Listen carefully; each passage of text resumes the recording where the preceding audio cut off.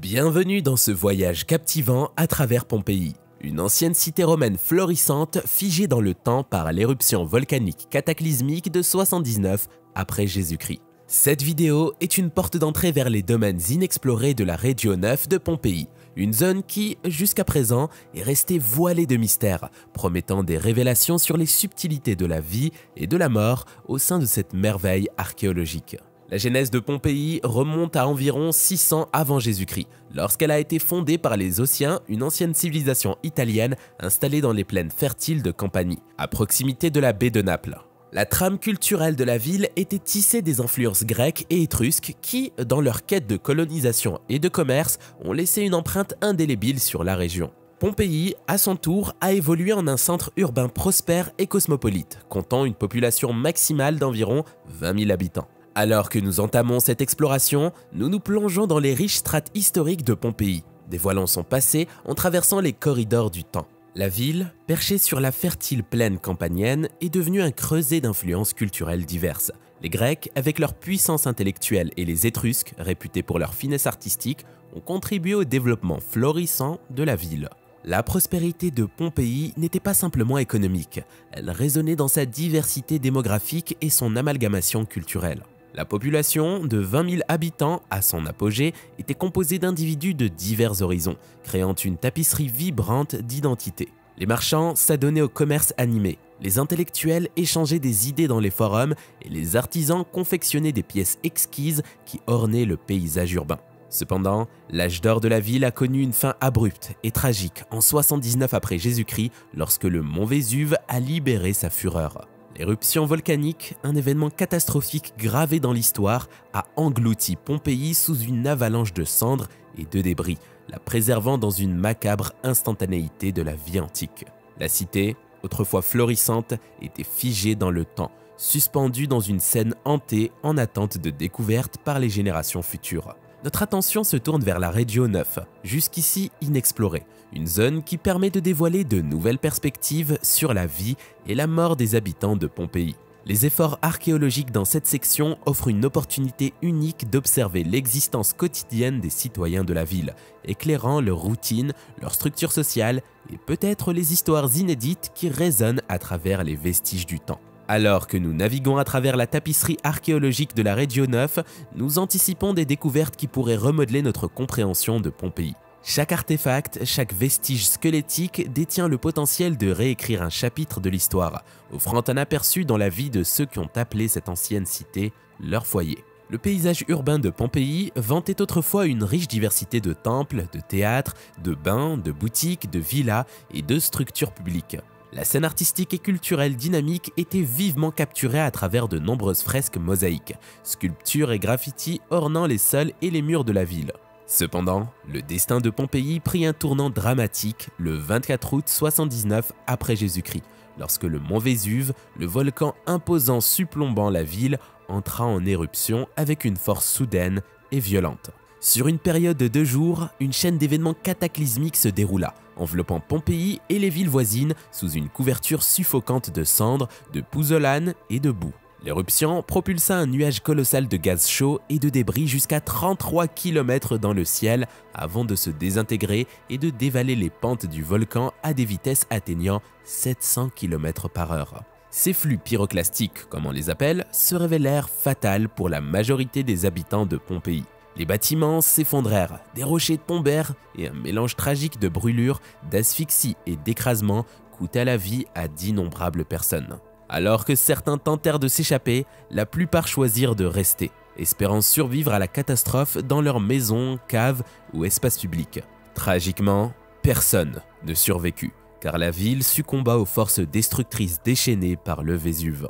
L'éruption déclencha des séismes, des tsunamis et des glissements de terrain, aggravant le chaos et la dévastation.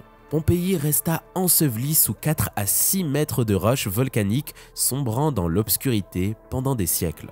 Redécouvert au XVIIIe siècle grâce à des fouilles organisées, les archéologues ont mis au jour environ les 2 tiers de la ville, offrant un aperçu unique de la vie quotidienne de cette civilisation ancienne.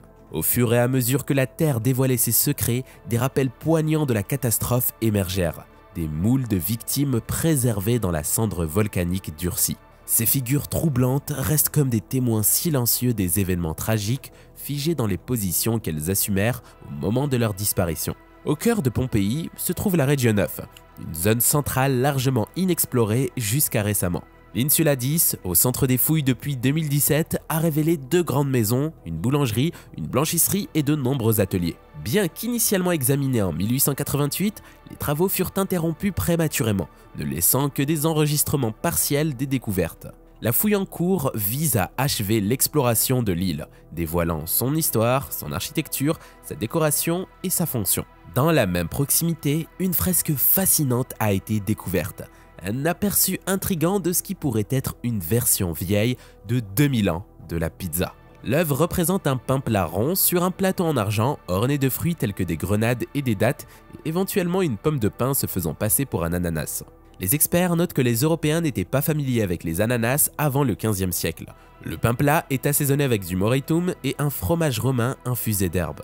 Peinte dans une salle de maison avec une boulangerie attenante, la fresque pourrait avoir ses racines dans la tradition grecque de la xénia, symbolisant l'hospitalité à travers l'offrande de cadeaux aux invités. Bien que des années se soient écoulées depuis la découverte de cette célèbre fresque, les fouilles en cours ont mis au jour plus de trésors. Notamment, 3 individus décédés lors de l'éruption ont été retrouvés dans une pièce de la Foulonica, une installation de blanchisserie où les vêtements étaient lavés et teints. Cette découverte ajoute d'autres couches d'intrigue à l'histoire tragique de Pompéi qui continue de se dévoiler. Dans un tournant tragique des événements, les formes sans vie de 2 adultes et d'un enfant de 3 ou 4 ans se sont dévoilées devant les yeux de l'équipe archéologique. L'un des adultes, orné d'une cape en laine, était assis par terre près d'un escalier menant au 2e étage. Pendant ce temps, l'enfant était allongé sur un lit en bois entouré de cendres solidifiées qui les ont préservés à travers les âges. En utilisant des technologies avancées telles que les scanners CT, les rayons X et les tests ADN, une équipe anthropologique a méticuleusement démêlé les mystères entourant ces corps anciens. L'enfant, révélé être un garçon, et les 2 adultes, tous 2 masculins, se situaient dans les tranches d'âge de 18 à 25 ans et de 30 à 40 ans. Les vertèbres comprimées du plus jeune suggéraient une vie marquée par un travail ardu, tandis que l'aîné présentait une silhouette robuste et des traces de barbe. Étonnamment, les tests ADN ont réfuté toute connexion familiale entre les adultes, et malheureusement, obtenir l'ADN de l'enfant restait impossible. La buanderie, abritant à la fois l'enfant et la cape distinctive, suggérait l'aisance, indiquant peut-être une connexion avec le commerce ou sa propriété. 2 fresques, finement exécutées, ont été découvertes dans l'atrium d'une maison voisine, avec un four adjacent. Cette découverte intrigante mettait en scène des scènes de la mythologie romaine et grecque, dont l'une représentait Poséidon, le dieu de la mer, et Amymone, une nymphe. Les restes de meubles brûlés, dont un coffre et une table, ont révélé le destin tragique des occupants de la maison lors de l'éruption volcanique. Le four, encore utilisé pour la cuisson du pain au moment de la catastrophe, a probablement joué un rôle dans l'initiation de la catastrophe. Ces découvertes remarquables de la région 9 de Pompéi offrent des aperçus profonds dans la vie, les relations et les milieux socio-économiques de ses habitants anciens. Les fouilles en cours promettent des révélations supplémentaires, dévoilant les secrets cachés dans les 9 quartiers qui constituaient autrefois Pompéi. Pompéi elle-même, une ville animée avec des rues étendues et des bâtiments divers, était divisée en 9 régions. La région 1, nichée dans le coin nord-ouest, se vantait de maisons élaborées et coûteuses, ornées de mosaïques captivantes, de fresques et de sculptures. La région 2, située au nord-est, présentait des espaces publics pour le sport, le divertissement et l'éducation, accueillant de grandes foules pour divers événements. La région 3, à l'est, abritait des maisons plus modestes, avec des artefacts intéressants tels que des outils médicaux, des casse-têtes et des enseignements moraux. Dans le sud-est, la zone 4 comprenait des structures publiques importantes telles que le forum, la basilique, le temple de Jupiter, le macellum et les bains de Stabi. La zone 5 au sud comprenait principalement des maisons telles que la maison du verger, la maison des gladiateurs et la maison du cryptoportique. La zone 6 accueillait des bâtiments publics tels que des bains et des forums et le temple de Fortuna Augusta, à l'ouest. La région 7, une zone de taille moyenne à l'ouest, présentait des maisons simples avec des puits, des jardins et des citernes pour l'eau et la culture des plantes. La région 8 abritait principalement des magasins, des ateliers et des tavernes pour sociabiliser et faire du commerce, dont l'auberge de Salvius et la boulangerie de Popidus Priscus. Enfin, mais non des moindres, La région 9 se démarquait avec des bâtiments opulents ornés de mosaïques, de fresques et de sculptures exquises. Pompéi sert de riches tapisseries, tissant l'ensemble de l'histoire, l'art et la science, tout en servant également de témoignage de la puissance impressionnante et de la beauté de la nature.